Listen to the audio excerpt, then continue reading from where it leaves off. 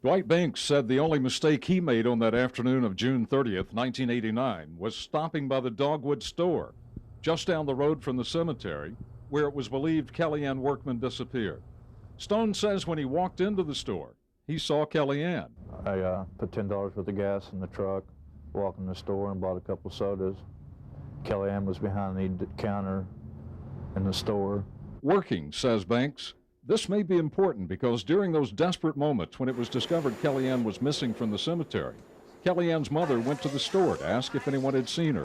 She says a woman who worked there told her she had not seen Kelle Ann all day. She said she'd worked there all day, and then when they went to question her, she was at the License Bureau. Kelle Ann did work at the store several days out of the month, but when left at the cemetery to mow, her family says she said nothing about working at the store. So, some possible inconsistencies in stories told to authorities.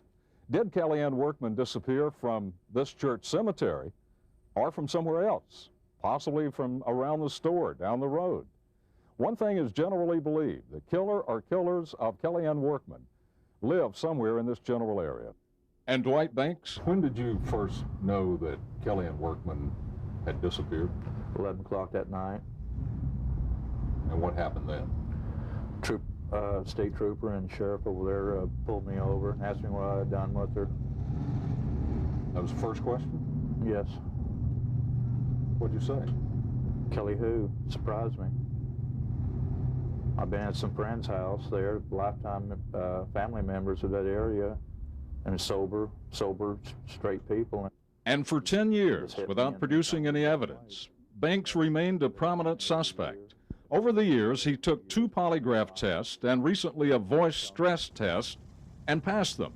The results of DNA testing on Banks just returned, and there was no match to hair samples from Kelle Ann's clothing. What do you want to come out of this? For me to be cleared and for Kelle Ann's murderers to be tested and convicted of this. That's what I want. And then what do you think?